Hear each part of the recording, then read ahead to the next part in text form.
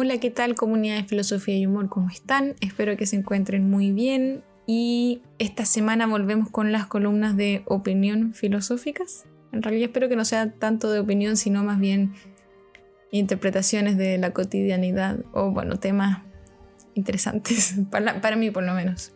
Yendo a lo que nos convoca, esta semana nuevamente quería hablar de esas características que parece que le podemos atribuir a la sociedad actual.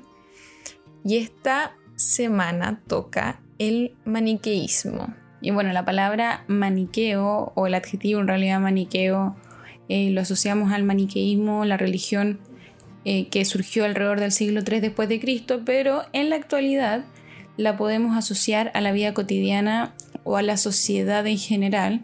Y de eso quería hablar un poco en este podcast. Yo sé que el maniqueísmo puede resultar muy engorroso en tanto que hay poca información certera acerca del maniqueísmo. Hay muchas discusiones vigentes acerca de qué es lo que creían los maniqueos, etc.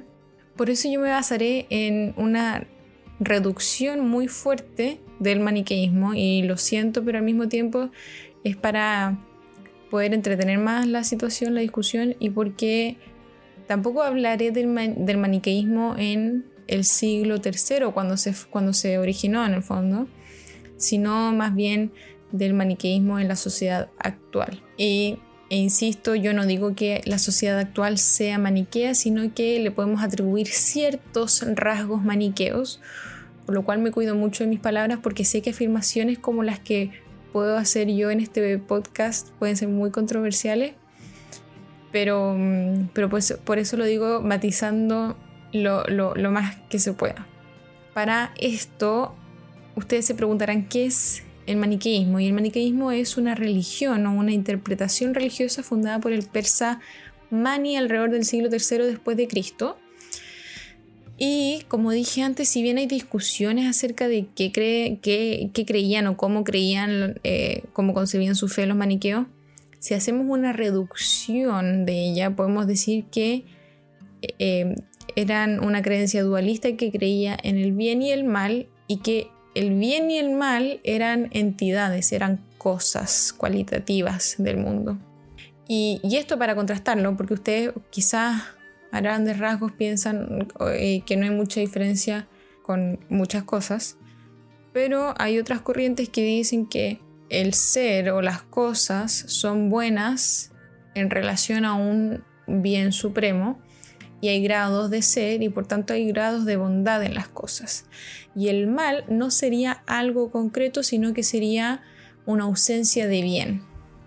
Y este es un ejemplo muy visual. No quiero que nadie se sienta aludido, ni pasar a llevar a nadie, por favor, pero la ceguera es un ejemplo, o la ceguera se dice mala en esta corriente en relación a que carece de vista, y la visión es lo que correspondería en el fondo al ojo humano o al ojo en general, y en tanto que no cumple su función estaría siendo mala.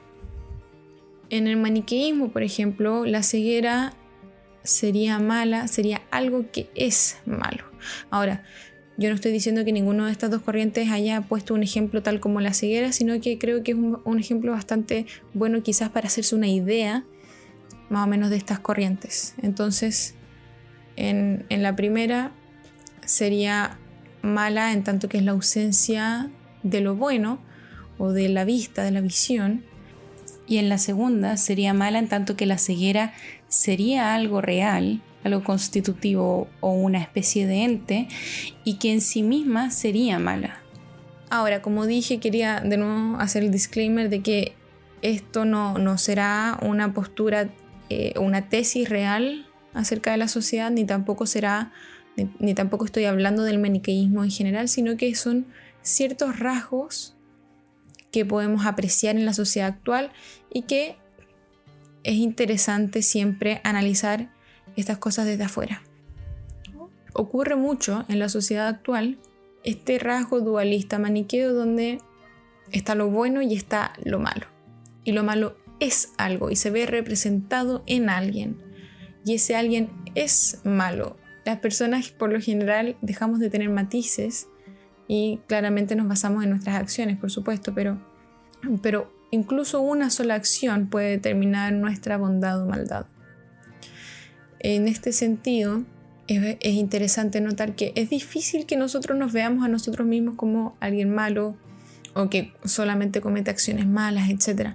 Claramente hemos todos cometido errores, etc., pero siempre nos vemos a nosotros más bien como personas buenas. El problema está en que si alguien piensa distinto a mí o comete acciones que yo jamás haría, etc., cataloga a la otra persona como malo. Y ocurre mucho que se deshumaniza a esa otra persona. Ahora es un monstruo, es un espécimen o cosas por el estilo. Y esto es bastante útil para nosotros mismos y es una crítica que es interesante notar, que donde el mal está en el otro y nunca en mí, yo no me hago cargo del problema.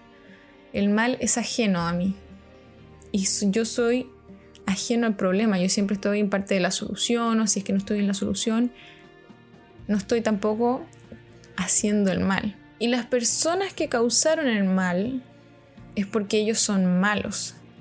Ellos por lo general no van a poder eximirse o no van a poder remediar el mal completamente. Y esto también es bastante útil porque nos avala a sentir pasiones. Por ejemplo, si deshumanizamos a una persona porque es mala, la podemos odiar sin ningún reproche, la podemos castigar sin ningún reproche. Y en vez de cometer justicia o de hacer un acto justo y de dar a cada uno lo que se corresponde a cada uno, ahora es más fácil proveer, es más fácil y quizás incluso es más fructífero y más gratificante cometer venganza. Y el problema está en que si cometemos venganza en vez de justicia, es más fácil deshumanizarnos a nosotros mismos sin que nos demos cuenta, porque siempre lo estaremos haciendo en boca del bien. Y esto lo podemos ver en muchos casos. Y de esto creo que un gran ejemplo puede ser la cita de Winston Churchill en la Segunda Guerra Mundial,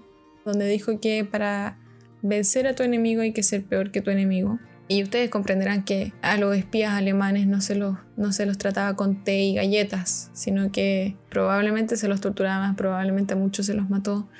Y sin ir más lejos, de repente en las noticias cuando sale que alguien cometió un crimen aborrecible y nosotros lo queremos linchar en la calle, etcétera, cometer justicia, entre comillas, con nuestras propias manos, cuando en realidad eso no es justicia. Y ahí entramos a un problema, donde, claro, estamos sujetos a este dualismo.